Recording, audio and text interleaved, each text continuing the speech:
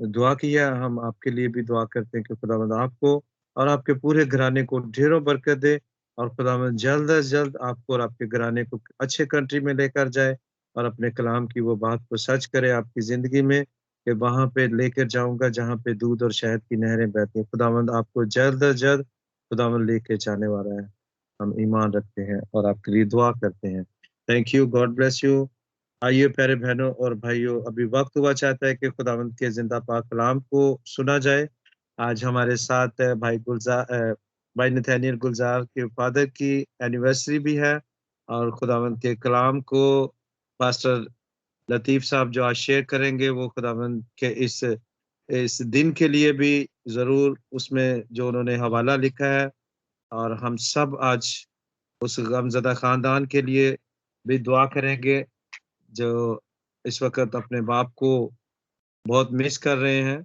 लेकिन जैसा कि सिस्टर रुखसाना ने अभी जो वर्शिप की थी, कि वो हमारे साथ मौजूद हैं, वो सो गए हैं, वो इस दुनिया से चले तो जाते हैं लेकिन वो अब्दी आराम में होते हैं। हम उनके लिए शुक्रगुजार हैं, और खुदावंद उन सबों को बड़ी तसल्ली दे। और अभी मैं पास्टर लतीफ साहब के लिए रिक्वेस्ट करूंगा कि वो अपने माइक को अनम्यूट करें, जैसा कि वो बिल्कुल अपने आप को हर वक्त, हर मिनट, हर सेकंड खुदावंद के लिए तैयार रखते हैं, और अभी भी वो बिल्कुल अलर्ट हैं। और हम सब खुदावंद के कलाम को सुनने के लिए पास्टर जी रेडी हैं, और आप अब आइए मंच पे और खुदावंद के कलाम को हमारे साथ शेयर करिए। Thank you very much. आप सब अपने कलाम को अपने हाथ में रखें, ताकि खादम खुदावंद का खादम जब हवाला जात बताए तो हम उन हवालों को जरूर उनके साथ पार्टिसिपेट करें। Thank you, God bless you. जी पास्टर जी। खुदावंद यीशु मसीह के बाबरकत और जलाली नाम में मेरी तरफ से और मेरे घराने की तरफ से आप सब की खिदमत में सलाम और अदाब पेश करते हैं। जितने भी बहन भाई हमारे साथ आज इस खास इबादत में हमारे साथ शरीक है, फेसबुक के ज़रिए से, व्हाट्सएप के ज़रिए से, यूट्यूब और स्काइप के ज़रिए से, जितने भी हम यहाँ पर मौजूद हैं, खुदावंद का शुक्र करते हैं कि खुदावंद हमें ऐसे मौके अता करता है कि हम एक ईमान होकर खुदावंद के नाम को इज्जत और जलाल देने का वसीला बन सकते हैं। बड़ी खूबसूरती के साथ भाई परवेज आपने मीटिंग को लीड किया है, और बहुत बहन भाइयों ने प्रस्तुश भी की है। खैर ये प्रस्तुश का जो सिलसिला है, ये तो ऐसे लगता है, ऐसे दिल करता है कि बस बंदा गाता ही जाए और सारी सारी रात जो है वो गाता जाए, और वक्त जो है वो ख़त्म ही ना हो। बरकत मिलती है इससे, और मुझे तो अच्छा लगता है। लेकिन फिर भी हम वक्त की कदर करना जो है वो हम ज़रूर किया करें। लेकिन ऐसे मौक़ों पर जब ख़ास स्पेशल इवेंट होता है तो उसमें फिर जो है ना रिलैक्सेशन जो है वो दे दी जाती है। आज ख़ास मौका जो है भाई नथानियल और उनके ख़ानदान के साथ उनके इस दुख में शरीक होने के लिए हम सब एक जमायत की सूरत में, एक खानदान की सूरत में यहाँ पर जमा हुए हैं। और आप सब बखूबी तौर पर भाई नथानियल को और उनके घराने को सिस्टर ज़ेबा से वाकिफ़ है, और ये उस खानदान के तसल्ली के लिए, और हम सब जितने भी बरिनो इंसान इस ज़मीन पर जिंदा है, हम सब की तसल्लियों के लिए खुदावंद का जिंदा पाक कलाम और ऐसी इबादत जो हैं वो मुनक्कद की जाती हैं, ताकि हम खुदावंद यीशु मसीह में एक तसल्ली और उसका इत्मीनान जो है वो हासिल कर सकें। सो मेरे जो आज जिस खास मौका के लिए हम यहाँ पर जमा हुए हैं, ये ऐसा मौका है कि कोई भी घराना या कोई भी शख्स ये नहीं कह सकता कि ये वक्त या ऐसे हालात या ऐसी सिचुएशन जो है ये हमारे साथ नहीं हुई। अगर मैं ये कहूं कि हर बनीनो इंसान जो इस जहाने फानी में पैदा हुआ है, वो जरूर इस जहाने फानी से कूच भी करता है, और इस तजर्बे से हम सब वाकिफ हैं। लेकिन आज जो खास बात हम यहाँ पर सीखना चाहते हैं कि जब हमारे अजीज हमसे बिछड़ जाते हैं, तो उनके बिछड़ जाने पर हमारा जो रिएक्शन होता है या हमारा जो रद्द अमल होता है, गो कि वो बड़ा तल्ख होता है। लेकिन मेरे जो प्यारों के बिछड़ जाने का दुख जो है वो मुश्किल जरूर होता है, चाहे वो चंद महीनों के लिए हो, चंद सालों के लिए हो, चंद घड़ियों के लिए हो। लेकिन वो दुख जो होता है वो मुश्किल जरूर होता है। लेकिन हम ईमानदार होते हुए, मसीह यीशु के पैरोकार होते हुए इस बात से वाकिफ है कि खुदावन जो है वो हमें तसल्ली अता करता है। और ये जरूरी भी है कि इंसान गम में हो, दुख में हो अजीजों के बिछड़ जाने से, चाहे वो हमारा बिछड़ने वाला अजीज जवान हो, बुजुर्ग हो, या जिंदगी के किसी भी मरहला में वो क्यों ना हो। लेकिन जब वो हमसे बिछड़ जाता है तो वो दुख जो है वो जरूर होता है।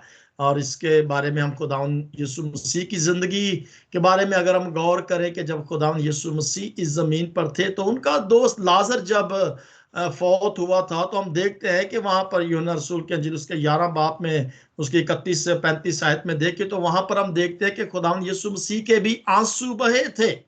यानी कि एक इंसान होते हुए, प्यार, मोहब्बत, एहसास रखते हुए आंसू निकल आते हैं, गम आ जाता है, दुख जो है वो आ जाता है, क्योंकि खुदावन यीशु मसीह भी उस दुख में से गुजरे थे।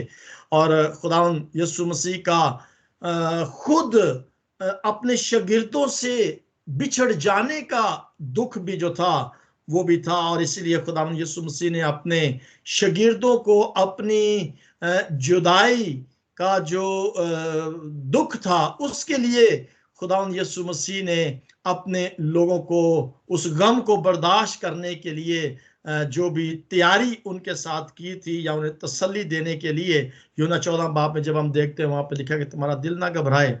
यानी कि वो जुदा हो रहे थे, लेकिन उन्होंने कहा कि तुमने घबराना नहीं है, परेशान नहीं होना, मैं तुम्हारे साथ हूं दुनिया के आखिर तक। सो मेरे जीजो, ये चंद एक ऐसे बातें हैं कि इंसान होते हुए ऐसे गमों का आ जाना, ऐसे दुखों का सामना करना, ये कोई मामूली बात नहीं है। डेफिनेटली हम सब इस दुख में से गुजरते हैं, लेकिन जो तसल्ली, जो इत्मीनान हमें खुदावंद यीशु मसीह देता है, या जो तसल्ली और इत्मीनान हमें खुदा के कलाम में से मिलता है, ऐसी तसल्ली और इत्मीनान दुनिया की कोई चीज और ताकत जो है वो नहीं देती। इसीलिए हम सब जब किसी गम में या किसी दुख में होते हैं, तो हम तसल्ली देने वाले का जो तसल्ली देने वाला जो सरचश्मा है, हम उसके पास जाते हैं और उससे तसल्ली हासिल करते हैं। आइए हम खुदावंद के जिंदा पाक कलाम में से जो हवाला अभी आपके सामने यहाँ पर लिखा गया है, पहला तसल्लीकियों उसका 4 बाब, और पहला तसल्लीकियों उसका 4 बाब और उसकी 13 आयत से 18 आयत तक हम खुदावंद के जिंदा पाक कलाम में से पढ़ेंगे।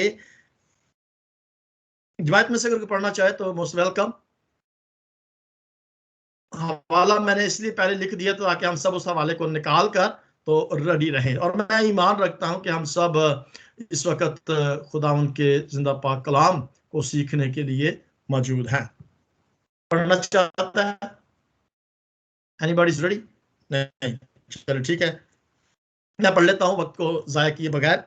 खुदा के पाक कलाम में लिखा है, पहला तसल्लीकियों उसका 4 बाब और उसकी 13 आयत में लिखा है, ऐ भाइयों, हम नहीं चाहते कि जो सोते हैं उनकी बाबत तुम ना वाकिफ रहो, ताकि औरों की मानत जो ना उम्मीद हैं गम ना करो, क्योंकि जब हमें ये यकीन है कि यीशु मर गया और जी उठा, तो उसी तरह खुदा उनको भी जो सो गए हैं यीशु के वसीला से उसी तरह ले आएगा।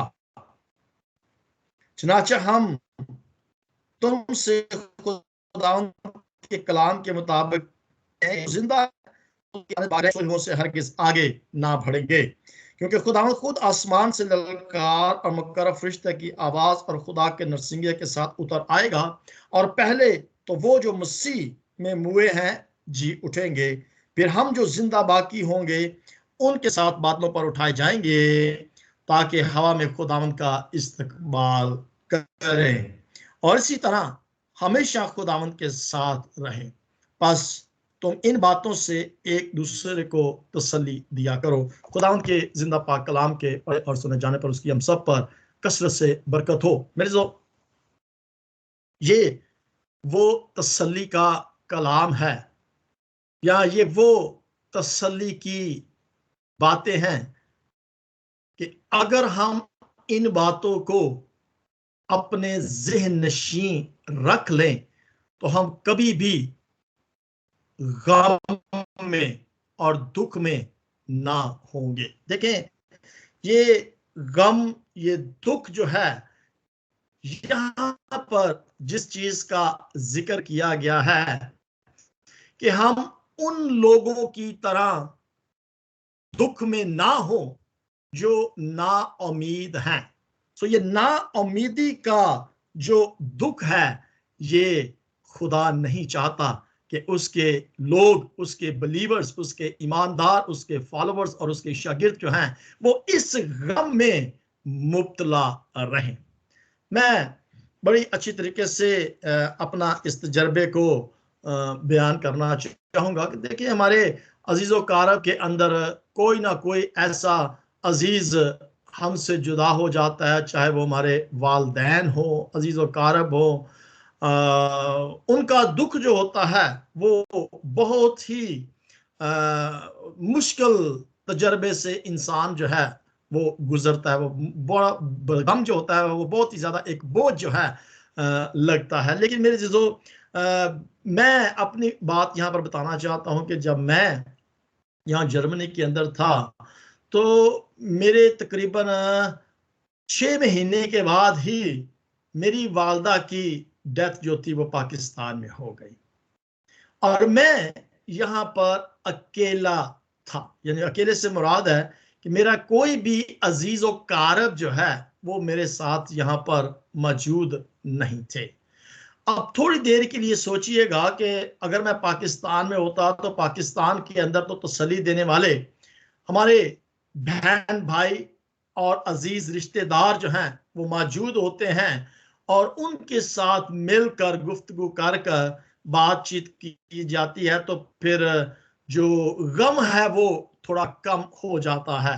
खत्म तो नहीं होता, लेकिन कम हो जाता है। लेकिन जब एक इंसान अकेला हो और उस तन्हाई के अंदर जब आपके पास कोई आपका दुख बांटने वाला ना हो, उस वक्त मैं समझता हूं कि जो तसल्ली और इत्मीनान खुदा देता है, ऐसी तसल्ली दुनिया में कोई और शख्स जो है वो नहीं दे सकता। हाँ, हमारे अजीजों कारब दोस्त, बहन भाई, रिश्तेदार जो हैं, उनकी तसल्ली जो होती है वो वक्ती तौर पर जरूर होती है। थोड़ी देर के लिए हो सकती है, चंद महीनों के लिए हो सकती है, चंद दिनों के लिए हो सकती है, या चंद सालों के लिए उनकी तसल्ली हो सकती है। लेकिन मेरे जीजो, जो तसल्ली और इत्मीनान खुदा हमें देता है, जो तसल्ली और इत्मीनान खुदावंद के पाक कलाम को पढ़ने और सुनने से हमें मिलती है, ऐसी तसल्ली और इत्मीनान मैं समझता हूं कि दुनिया के अंदर कोई भी चीज, ताकत, इंसान जो है वो नहीं दे सकता। लिहाजा आए हम आज जब इस गम में पास्टर नथानियल और उनके घराने के साथ शरीक है, एक रूहानी खानदान होने की हैसियत से हम सब उनके इस दुख के अंदर शरीक होते हैं, और हम अपनी सबकी तसल्ली के लिए, उस खानदान की तसल्ली के लिए, अपनी तसल्ली के लिए, हमारे साथ जो बहन भाई फेसबुक पर मौजूद हैं, उन सब की, अगर मैं ये कहूं कि तमाम ईमानदारों की तसल्ली के लिए हम आज खुदावंद के जिंदा पाक कलाम में से देखेंगे कि तसल्ली का सर चश्मा जो है, द सोर्स ऑफ जिसे कहते सहारो कह लें, कि उस तसल्ली का, उस गम के अंदर तसल्ली का जो मंबा है या सर चश्मा है, वो कौन है? और वो एक ही हस्ती है, खुदावंद यीशु मसीह, हमारा निजात दहिंदा। यीशु मसीह के पास जो तसल्ली है वो किसी और शख्स के पास नहीं है, क्योंकि ये हवाला जो अभी पढ़ा गया है पहला तसलनीकियों और उसके 4 बाब के अंदर, यहां पर वो फरमाता है कि ऐ भाइयों, हम नहीं चाहते कि जो सोते हैं उनकी बाबत तुम ना वाकिफ रहो। वो चाहता है कि हम सब इस बात से वाकिफ हो जाएं कि हमारे अजीज जो हमसे थोड़ी देर के वास्ते जुदा हो जाते हैं, चाहे वो कोई भी हमारा अजीज हो सकता है, जब वो इस जहाने फानी से कूच कर जाते हैं, तो हम नहीं चाहते, खुदा का बंदा पौलुस रसूल फरमाता है, कि हम उनकी जिंदगियों के बारे में ना वाकिफ होते हुए हम ना उम्मीद हो जाएं। अब ना उम्मीद का मतलब है कि जिस शख्स को पता ही नहीं कि इस जहाने फानी से कूच करने के बाद क्या होगा, अगर हमें इस चीज का इल्म नहीं है, हमें उम्मीद नहीं है, तो फिर ये गम बहुत बड़ा है।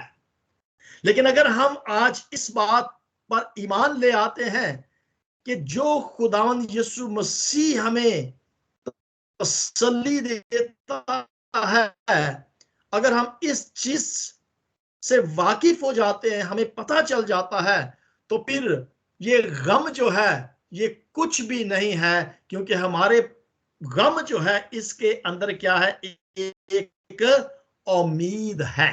अब हम सब समझते हैं कि गम जो होता है वो बड़ा ही ऐसी सिचुएशन होती है जब इंसान को पूरी दुनिया जो है वो एक बादल नजर आती है, कुछ भी नहीं रहता, ऐसे जैसे एक उजड़ी हुई दुनिया जो है वो उसके सामने नजर आती है। वो बेयारो मददगार और बिल्कुल किसी किस्म की भी उसको चीज जो है वो मुतमिन नहीं करती, उसे उसको दिल को भाती नहीं है। वो ऐसे ही होता है कि जैसे सब कुछ वीरान, उजड़, बेयाबान, तारीकी हो जाती है, दुनिया उसके लिए तारीख हो जाती है। लेकिन उस वक्त जब खुदा के कलाम में से उसको एक जिंदगी की उम्मीद नजर आती है।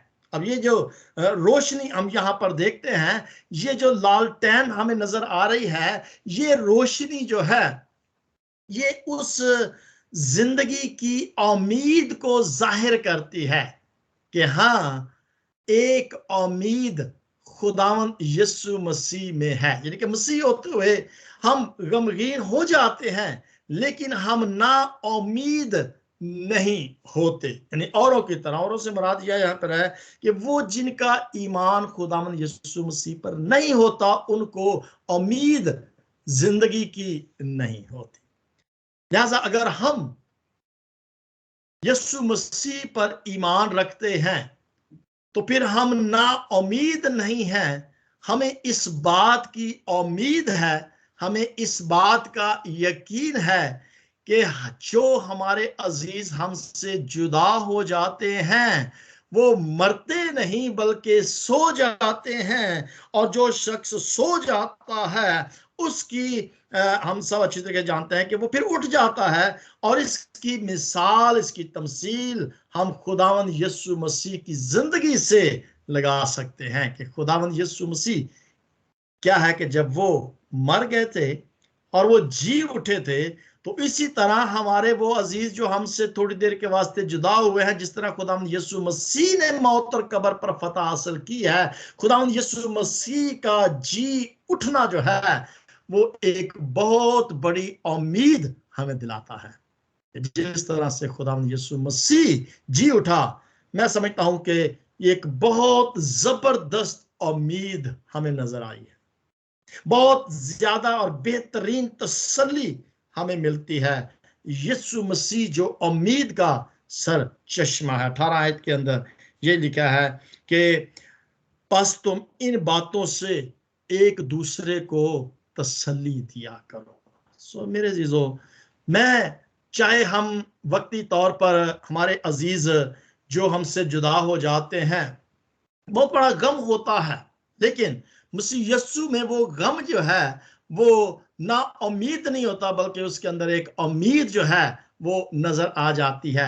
लेकिन यहां पर एक बात मैं आपके गोशे गुजार करना चाहूंगा कि हाँ, यादें जो होती हैं वो बड़ी कीमती होते हैं। हमारे जो अजीज हमसे जुदा हो जाते हैं, वालदैन हो या अजीजो कारब हो, रिश्तेदार हो, बहन भाई हो, औलाद हो, उनकी यादें जो होती हैं वो बड़ी प्रेशियस होती हैं, बड़ी कीमती होती हैं।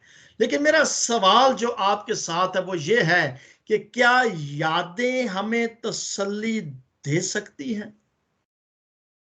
सोचिएगा जरूर कि क्या यादें, प्यार उनका, उनकी मोहब्बत जो है, उनकी शफकत जो है, उनका लाड प्यार जो है, क्या वो हमें यादें जो हैं वो तसल्ली दे सकती हैं? आइए मेरे साथ एक हवाला देखें, फिलिपियों पौलुस रसूल का खत, फिलिपियों के नाम, उसका पहला बाब और उसकी 3री आयत को जब हम पढ़ते हैं तो वहां पे लिखा है कि मैं जब कभी तुम्हें याद करता हूं, खुदा का बंदा पौलुस रसूल फरमाता है कि मैं, ये अपने मुकद्दसों के साथ वो बात करता है और अपने दोस्तों को, अपने बहन भाइयों को, अजीजों को, हम खिदमत जो लोग हैं उनके साथ जब उनको खत लिखता है तो वो उन्हें कहता है कि जब मैं कभी तुम्हें याद करता हूं तो अपने खुदा का शुक्र बजा लाता हूं। इसका मतलब है कि जब हमें हमारे उन अजीजों की याद आए जो हमसे जुदा हो गए हैं, तो हमें क्या करना है? शुक्र बजा लाना है। जो हमसे जुदा है, दूर हैं, चाहे वो इस जहाने फानी से कूच कर गए हैं या हमसे कोसों मील दूर हैं, फरमाता है कि जब हमें उनकी याद आए तो हमें शुक्र बजा लाना है, शुक्र करना है। कितनी खूबसूरत बात यहां पर फरमाता है कि हमें क्या करना है?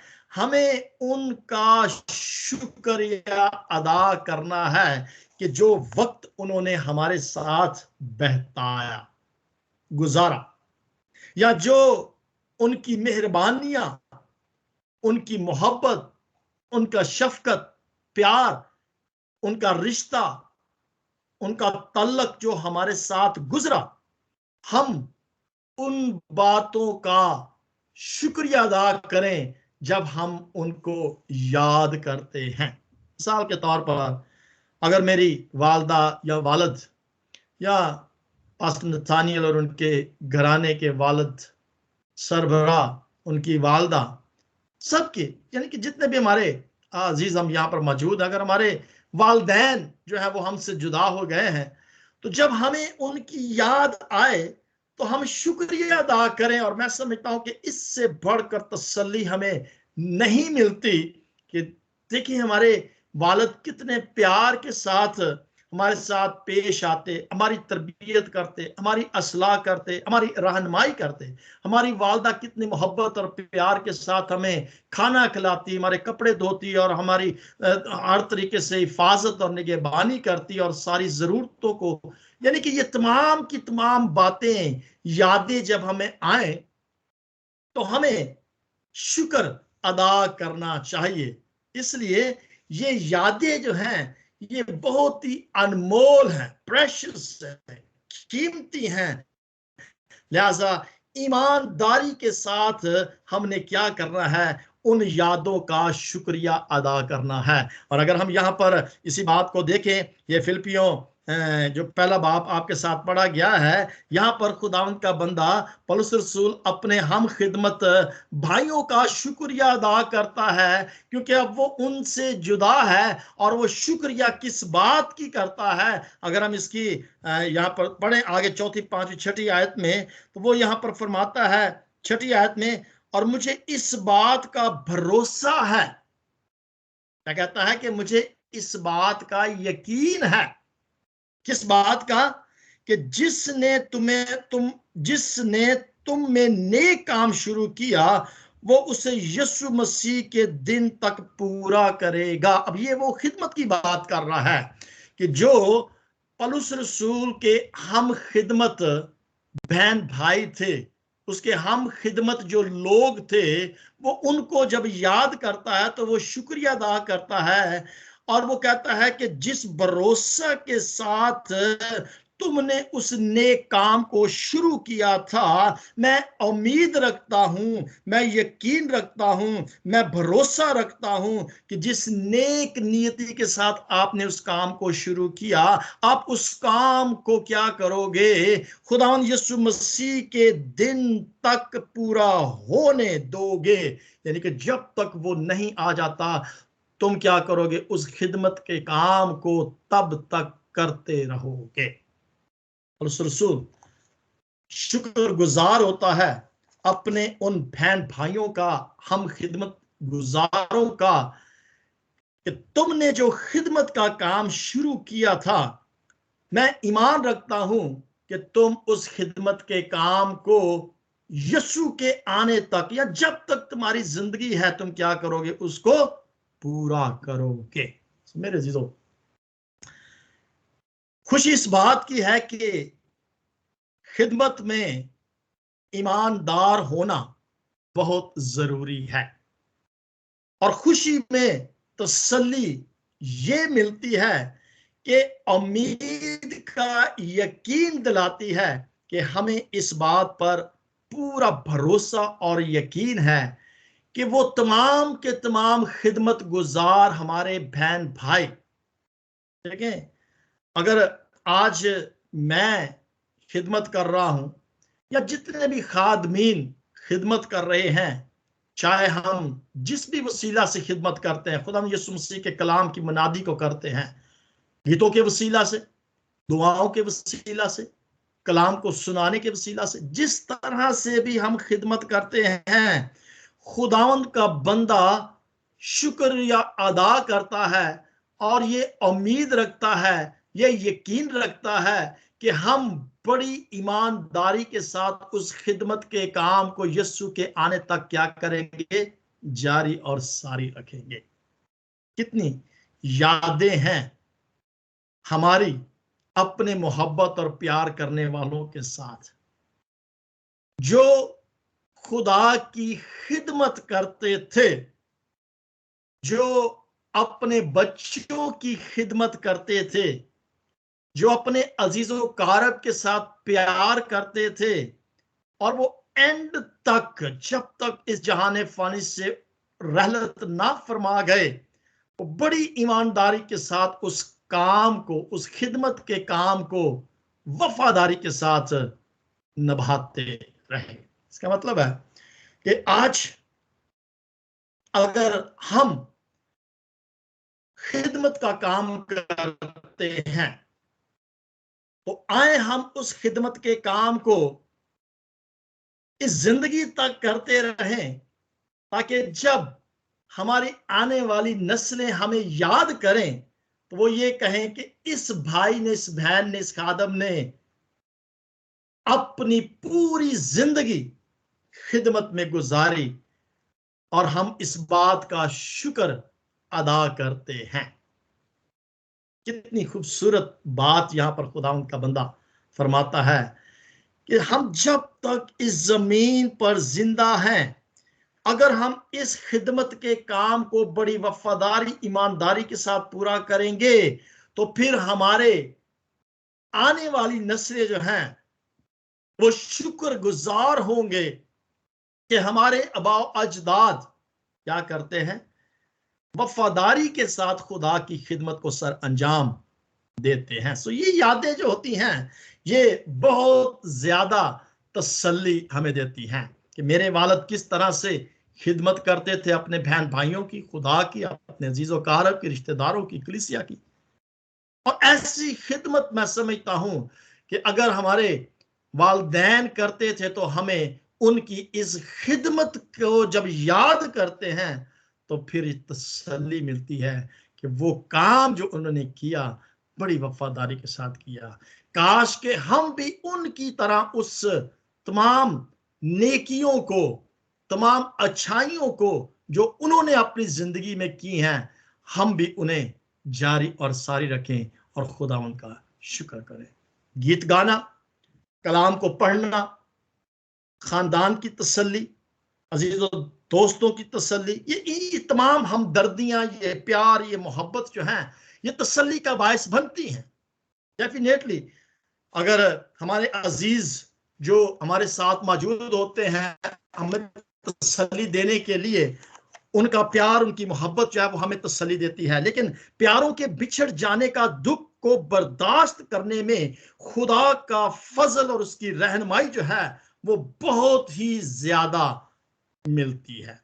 कि अगर खुदा का फजल हम पर ना हो तो फिर हम उस गम को बर्दाश्त जो है वो नहीं कर सकते।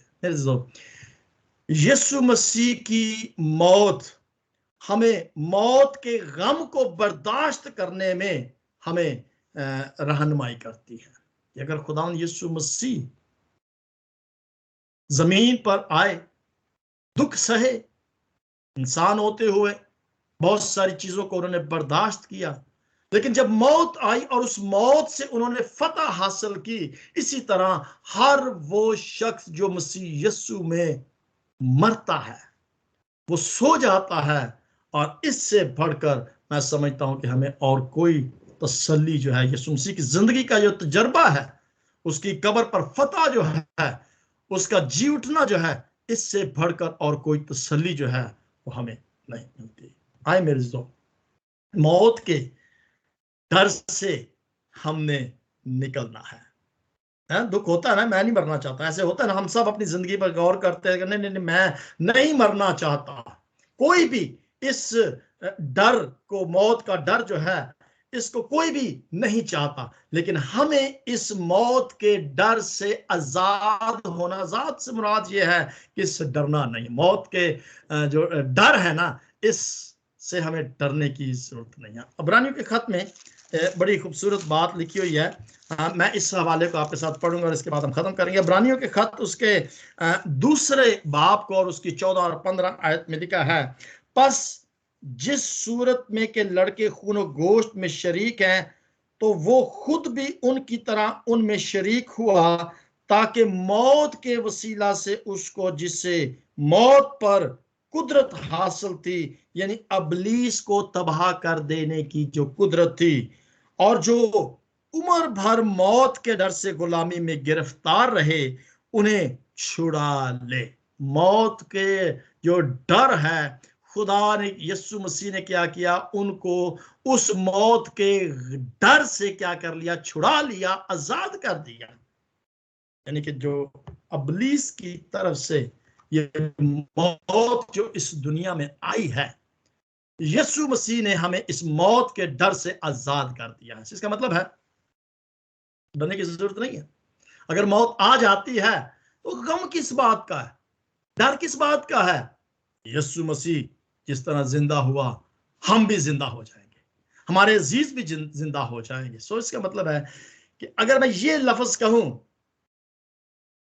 कि मौत एक बड़ी कीमती चीज है, कीमती किस लिहाज से है कि यीशु मसीह ने मौत पर, कब्र पर फतह पाई थी। अगर हम भी मर जाते हैं तो हम भी उस मौत और कब्र पर क्या करेंगे, फतह, कामयाबी, जिंदगी, हमेशा की जिंदगी को हासिल करेंगे। तो फिर डर किस बात का है? खुदावंद के कलाम में खुदावंद का बंदा दाऊद एक जगह पर फरमाता है कि मुकद्दसों की मौत ग्रां कदर है। ये ज़बूर में लिखिए, मैं इसको पढ़ना चाहूंगा तसल्ली के लिए कि खुदावंद का बंदा कितनी बड़ी तसल्ली देता है ज़बूर 116 के अंदर, और उसकी आयत को हम देखेंगे। ज़बूर 116, हाँ जी, उसकी 15 आयत में लिखा है कि खुदा की निगाह में, और ये बड़ी तसल्ली की बात है कि खुदा की निगाह में उसके मुकद्दसों की मौत क्या है, ग्रां कदर है। यानी कि मौत जो है वो एक कीमती चीज है खुदा की नजर में, अगर हमारा ईमान, हमारी यकीन और भरोसा खुदावंद पर है। और ये ना उम्मीदी हमें नहीं है, हमें उम्मीद है कि यीशु मसीह जी उठा, हम भी जी उठेंगे। आ जाए मौत, कोई डर नहीं है, कोई परवाह नहीं है। मैं समझता हूं कि आज की कलाम के वसीला से हमें मौत से डरने की जरूरत नहीं है। वो गम होता है, दुख है, परेशानी है, मुश्किल है, वक्ती तौर पर है, लेकिन कलाम जो हमें तसल्ली दे देता है। मेरे जीजो, डरने की क्या बात है। मैं यही कहूंगा कि जैसे हम खुदा के कलाम में देखते हैं कि ये वतन, हम इस वतन में हम क्या है, एक आरसी जिंदगी बसर कर रहे हैं, वक्ती तौर मुसाफिर है, परदेसी है। अगर मर जाता है इंसान तो खुश होना चाहिए कि वो अपने जलाली वतन में पहुंच गया है। जो उसकी मंजिल थी, जो उसका टारगेट था, वो अपने उस मंजिल पर, अपने घर में चला गया है। कितनी खुशी की बात है। एक मुसाफिर सफर कर रहा है और उसकी मंजिल आ जाए तो ये कीमती नहीं है, शुक्रगुजारी नहीं है। सो अगर हमारे अजीज हमसे बिछड़ जाते हैं या हम इस जहाने फाने से कूच कर जाते हैं तो शुक्र करें कि हमने अपनी मंजिल को पा लिया है। सो मेरे जीजो, खुदा की नजर में तो मौत मुकद्दसों की, जिनकी जिनकी उम्मीद है, उनकी मौत जो है वो क्या है, बड़ी प्रेशियस है, कीमती है। से मौत बहुत कीमती है, क्योंकि आप अपने घर में चले जाते हैं। जुदाई जो इंसान की इंसान के साथ है, ये आर्जी तौर पर है, वक्ती तौर पर जुदाई है, ठीक है, कोई बात नहीं है, हम जाके मिल लेंगे। कितनी खुशी की बात है कि वो अपनी मंजिल पर पहुंच गया है, हमने भी अपनी उस मंजिल पर पहुंचना है। थोड़ी देर सफर और है हमारा, उसने पूरा कर लिया है, तो घबराने की क्या जरूरत है। वक्ती तौर पर क्या है, गम है। मैं सवाल के साथ इस कलाम को खत्म करना चाहता हूं। क्या हम अपने आप को हकीकी मौत के लिए तैयार कर रहे हैं? जितना भी अरसा हम इस जमीन पर हैं, क्या हमने अपने आप को उस हकीकी मौत के लिए तैयार कर लिया है या तैयारी कर रहे हैं? क्या हम आज जो कुछ भी जमीन पर रहकर कर रहे हैं, जब हमारे प्यारे हमसे जुदा हो जाते हैं, जब उनकी मौत का दिन आ जाता है, तो क्या आज जो कुछ हम इस जमीन पर रहकर कर रहे हैं, क्या ये सारा का सारा हमारा अमल, काम हमें हमारे प्यारों से मिलाने का वसीला बन जाएगा?